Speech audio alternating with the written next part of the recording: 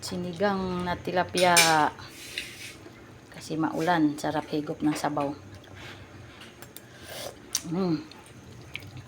Bawi sa sinigang, oh, 'di ba?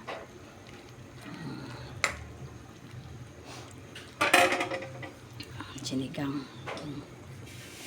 Sabaw, daming sabaw. Bahalag kunti ang laman basta dami ang sabaw, okay lang 'yan, oh, 'di ba? Hindi na natin karawon kay baka madurog na.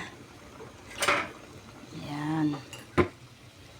Yan na ang ating sinigang na tilapia. Yan.